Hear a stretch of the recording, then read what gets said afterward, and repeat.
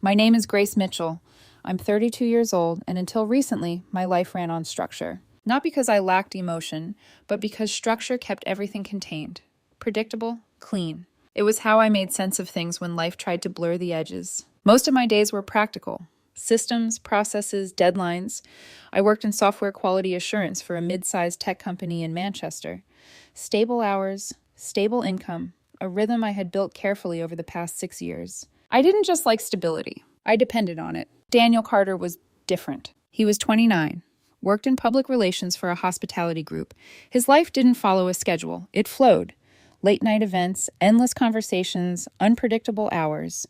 Where I built systems, he built impressions. At the beginning, I thought that contrast made us stronger. Balance, we called it. We had been together just over 3 years, living in the same apartment for about 18 months.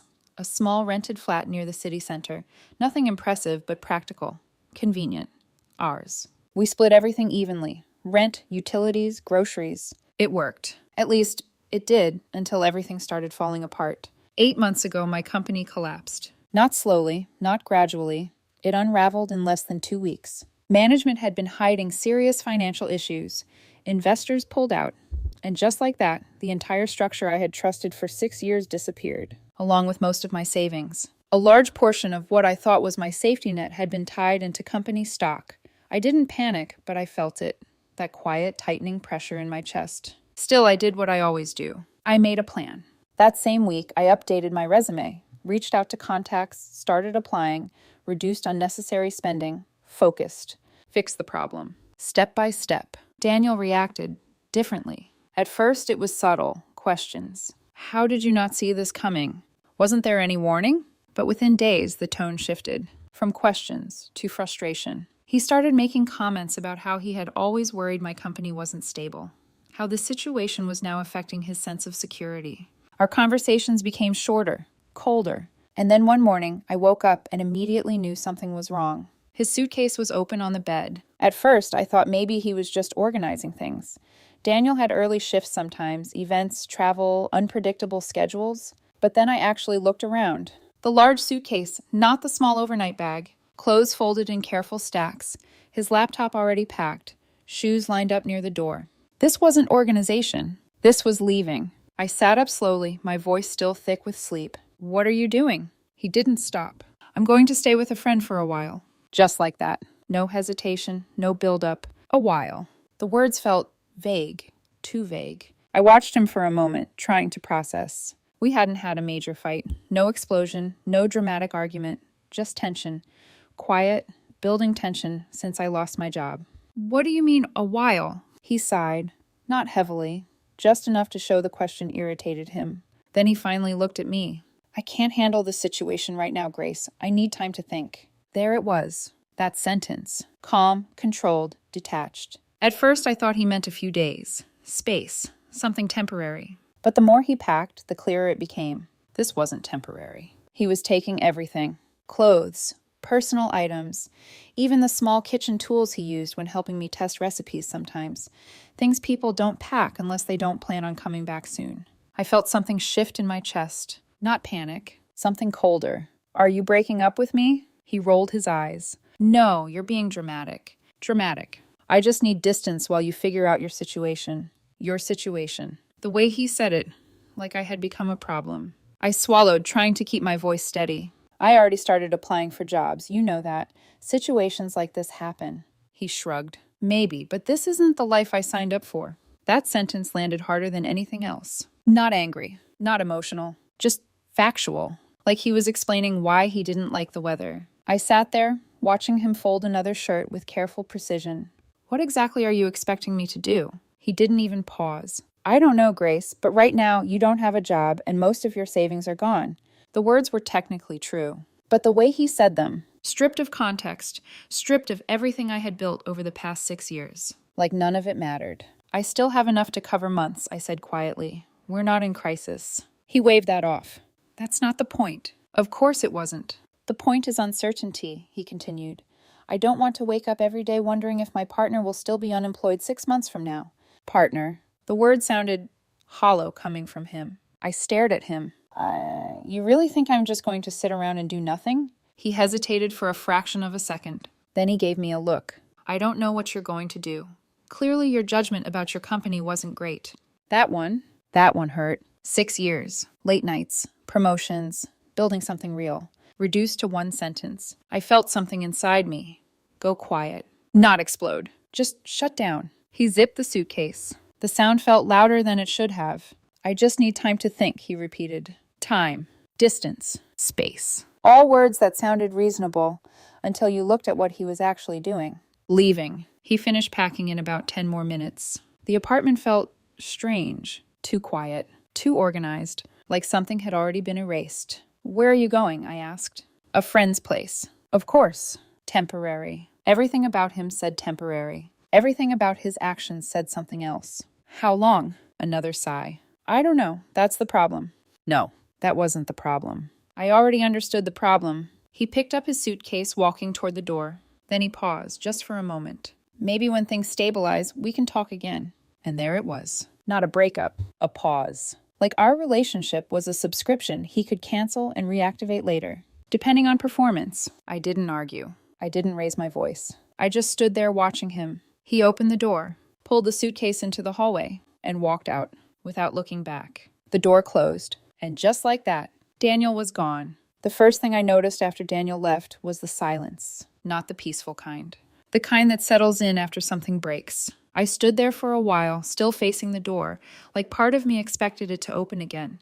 Like this was all just a moment of overreaction that would correct itself if I waited long enough. It didn't. Eventually, I turned back toward the apartment. His side of the closet was almost empty. A few hangers. One old jacket he probably forgot. A pair of worn sneakers near the bottom shelf. Everything else, gone. The kitchen looked different, too. Daniel liked experimenting with drinks. Cocktails, mostly. He always had tools scattered across the counter. Shakers, glasses, small bottles lined up like some kind of casual display. Now the space was clear. Too clear. For about an hour, I just sat at the kitchen table, staring at nothing in particular. 3 years. And it ended in a morning. No cheating. No screaming. No dramatic fight. Just a financial setback. And suddenly I wasn't worth the inconvenience. Later that afternoon, my phone buzzed. A message from him. Short. Carefully neutral. I hope you understand this isn't personal. I just need space to figure things out. I can't handle the stress of your situation right now. Let's stay in touch and see where things stand once everything settles. I read it once. Then again. Then a third time. Not personal. Your situation. Those two phrases sat there like something unfinished. Like something that didn't quite match reality. But I didn't reply. Not immediately. Instead, I did the only thing that still made sense. I focused. I went through my finances again. Cut out anything unnecessary, subscriptions, small expenses that didn't matter before but did now. Then I opened my laptop. Applications, emails, contacts. If there was one thing I understood, it was how to solve problems. And if I'm being honest, that was the moment something shifted inside me. Because while Daniel had walked away, the second things became inconvenient. I realized something simple. People show you exactly how they see you when circumstances change. And once you see it, you don't unsee it. The next few weeks were some of the most focused weeks of my life. I treated job hunting like a full-time job. Every morning, I was up by 8. Coffee, laptop, applications out before most people even started their day. I reached out to former colleagues, recruiters, old managers, anyone who might know something. In tech, people like to pretend it's all about skill. It's not. It's about who remembers you when an opportunity appears. During that time, Daniel and I barely spoke. Once a week, maybe. Sometimes less. His messages always followed the same pattern. How's the job search going? Any interviews yet? Hope you're doing okay. Polite, distant, measured. At first, I responded normally. Short answers, neutral tone. But after a while, I started noticing something. He never asked how I felt. Not once. No, are you okay? No. How are you holding up? Just progress updates. Like I was a project he had stepped away from, waiting to see if it would recover. And that realization didn't hurt. It clarified things. About 6 weeks after he left, I finally got a solid interview. A cybersecurity company. Structured. Stable. The kind of place that didn't collapse overnight. The first interview went well. Then a second. Then a third. By the fourth, I already knew. This was happening. When the offer came in, I didn't hesitate. I accepted the same day. The salary was higher than my previous job. Not dramatically, but enough. Enough to recover everything I had lost within a year or two. I remember sitting at the same kitchen table after signing the contract. Same chair, same view, same apartment. But everything felt different. Not because of the job, because of what had already changed inside me. The worst part of everything that happened wasn't losing the job. It wasn't even losing the savings. It was seeing how quickly someone could step back the moment things stopped being easy. And once I saw that, there was no going back to how things used to feel. I started the new job about 2 weeks later. Everything about it was solid. Clear expectations, organized systems, no hidden instability. My days slowly found a rhythm again. Wake up, work, gym, quiet evenings. Simple, controlled, safe. Financially, things improved faster than I expected. Higher salary, lower expenses. Without Daniel, the apartment cost less to maintain. Ironically, the situation he ran from was already fixing itself. During that time, he still messaged occasionally. Every couple of weeks. Same tone, same pattern. How's everything going? Any updates? What's the market like right now? What he didn't know was that by the time he sent his last message, I had already signed the contract, already started the new job, already moved forward. But I didn't tell him, not yet. Part of me wanted to see something, not from him, from the situation. I wanted to know if he would ever acknowledge what actually happened. Weeks passed. Nothing. No apology. No direct mention of leaving. No recognition of the way he walked out that morning like I had become a temporary inconvenience. Just polite check-ins, like none of it mattered. And that told me everything I needed to know. Then one evening, about 3 months after he left, a different message appeared. Longer, more deliberate. I've been thinking a lot about us lately, it started. I read it slowly, carefully. He said the time apart had given him perspective, that he missed what we had, that he wanted to talk. In person, maybe figure things out. I sat there for a moment after finishing it, because the timing was almost perfect. My job was stable. My finances were recovering. My life was back under control. And suddenly, he wanted to reconnect. No apology, no accountability, just a suggestion. Like the relationship had been paused, waiting for the right conditions. I leaned back in my chair, staring at the screen, and that was the moment I realized something clearly. Daniel didn't think he had left. Not really. In his mind, he had just stepped away, waiting for things to stabilize, waiting for me to become safe again. But from where I was sitting, something very different had happened that morning. Something he hadn't fully understood yet, and that misunderstanding was about to matter. When Daniel sent that message about wanting to reconnect, I didn't respond right away. Not because I was confused. By that point, I wasn't. I just wanted to see what he would do next. 2 days passed. Then another message came through. Hey, I'm not sure if you saw my last text. I've been doing a lot of thinking lately. I really think we should talk. I stared at the screen for a moment, reading it twice. Same tone. Careful, measured, almost rehearsed, but still missing something. There was no mention of that morning. No acknowledgement of the suitcases. No recognition of the silence he left behind. Just vague words. Thinking. Perspective. Time apart. I let out a quiet breath and finally typed a response. Not emotional. Not long. Just precise. I saw your message. Just so you know, the job situation has already been resolved. I accepted a new position a few weeks ago. It's with a cybersecurity company. The salary is higher than before. I hit send. Then I set the phone down. It didn't take long. A few minutes later, it buzzed again. That's amazing, Grace. I'm really happy for you. I looked at the message, and in that moment, everything clicked into place. Not because of what he said, because of how quickly he said it. No pause, no hesitation, just immediate positivity. Like he had been waiting for exactly that update, waiting for confirmation. That things were safe again. I picked up the phone again, my expression calm. Then I started typing. This time, I didn't stop. I think that morning answered something for me, I wrote. Something I didn't even realize I needed to understand. I paused briefly, choosing my words carefully. When my company collapsed, I did what most people do. I worked on fixing it. I updated my resume. I reached out to people. I handled the situation. The typing bubble appeared on his side, then disappeared, then appeared again. I kept going. You handled it differently. Another pause. Slower this time. You removed yourself from the relationship the moment stability disappeared. A few seconds passed. No reply. I could almost picture him reading it, carefully, trying to figure out where this was going. I leaned back slightly, then continued. I don't think you realized it at the time, or maybe you did, but either way, it showed me something very clear. My fingers hovered over the screen for just a second. Then I finished the thought. If a relationship only works when everything is financially comfortable, then it was never a real partnership.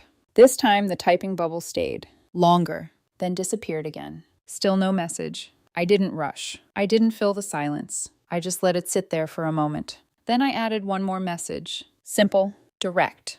The day you packed your suitcases and walked out, that's when it ended for me. I read it once before sending, not to check the wording, to confirm the feeling. There was no hesitation, so I sent it. For a few seconds, nothing happened. Then the typing bubble appeared again. Stayed, disappeared, came back, stopped. I watched it, without reacting. And in that quiet space, I realized something else. This wasn't about convincing him, or hurting him, or even getting closure. I already had that.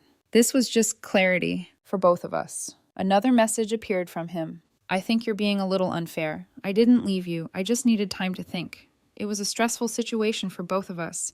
I read it once, then again, and for the first time since this conversation started, I felt something close to final. Not anger, not sadness, just certainty. He still didn't see it, or maybe he refused to. Either way, it didn't matter, because understanding requires willingness, and I wasn't responsible for that anymore. I typed one last message, slowly, carefully. You didn't leave permanently, that's true, but you left when it mattered, and that's the only part that counts. I stared at the screen for a second, then added one more line.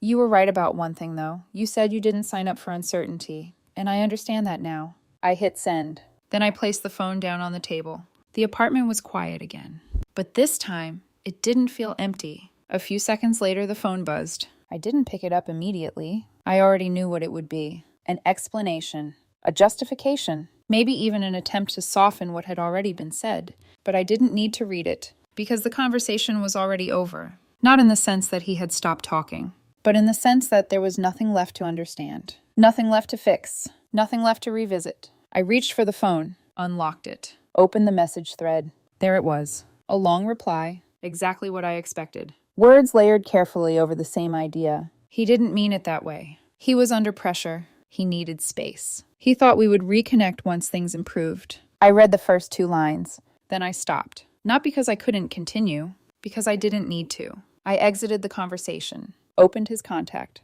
and without overthinking it, I blocked his number, then his social media, one action, then another, clean, simple, final. The screen went quiet, and for the first time since that morning, so did everything else. Blocking Daniel didn't feel dramatic. It didn't feel emotional. If anything, it felt precise, like finishing something that had already been decided weeks earlier. The silence that followed wasn't heavy this time. It was clean. For the first few days, I half expected something. An email, a message from another number, some kind of attempt to re-enter the conversation. But nothing came. Either he understood exactly what I meant, or he finally realized there was nothing left to come back to. And honestly, I didn't spend much time wondering which one it was. Because life moved forward quickly after that. The new job demanded focus, structured systems, clear expectations, a team that actually communicated instead of hiding problems until everything collapsed. Within a few weeks, I felt it, that sense of control returning, not just in my career, but in my life. Financially, things stabilized faster than I expected. The higher salary helped, but it was more than that. My expenses had dropped. The apartment, once shared, was now entirely mine. At first, it had felt strange, too quiet, too still, like something was missing. But over time, I realized something important. Nothing was missing. Something unnecessary had simply been removed. The kitchen, once cluttered with Daniel's half-finished cocktail experiments, became functional again, clean, intentional. The living room felt lighter. The bedroom, calmer. Even the silence changed. It stopped sounding like absence and started feeling like peace. A few months passed. Work settled into a rhythm. Projects became familiar. My confidence, something I hadn't even realized had been shaken, came back naturally. Not forced, not rebuilt, just returned. And somewhere in that process, I stopped thinking about him. Not consciously. It just happened. There was no moment where I decided to let go. No dramatic realization. Just a gradual shift. Like something that had already ended, finally catching up with reality. Looking back, the most surprising part of everything wasn't the breakup. It wasn't even how quickly it happened. It was how clearly everything revealed itself once things went wrong. Before the company collapsed, I genuinely believed we were building something stable. 3 years of shared routines will do that. They create a sense of security, a pattern that feels permanent until something interrupts it. And that's when you find out what it's actually made of. When my job disappeared, I didn't fall apart. I adjusted. I focused. I solved the problem the only way I knew how, step by step. Daniel made a different choice. He didn't fight the uncertainty. He stepped away from it, from me. And that difference, that single moment of divergence, changed everything. Because relationships don't prove themselves when life is easy. Anyone can stay when things are predictable. Stable income, comfortable routines, no pressure. The real test happens when something breaks, when plans fall apart, when the future stops looking clear. That's when people show you what they actually signed up for and what they didn't. For a long time, I thought stability in a relationship came from shared goals. Living together, planning the future, building routines. But now I understand something different. Real stability isn't built in calm conditions. It's revealed in difficult ones. It shows up in how someone responds when things stop being convenient. And once you see that response clearly, you don't need explanations. You don't need closure. You don't need second chances. Because the answer is already there. Blocking Daniel wasn't about anger. It wasn't about punishing him. It was simply the logical conclusion of what he had already shown me. He made his decision the morning he packed those suitcases. I just accepted it later. It's been about 8 months now since that day. The job situation that started everything turned out to be temporary. The new position worked out better than I expected. Better opportunities, better structure, more growth. Financially, I recovered, then stabilized, then improved. But the bigger change wasn't external. It was internal. I don't look at relationships the same way anymore. I don't measure them by how things feel when everything is going well. I pay attention to something else now. What happens when they're not? Because that's where the truth lives. That's where people stop performing, stop adjusting, stop pretending, and just reveal who they are. If there's one thing I took from all of this, it's simple. When someone shows you how they handle difficult moments, believe them the first time. Because some lessons you only need to learn once.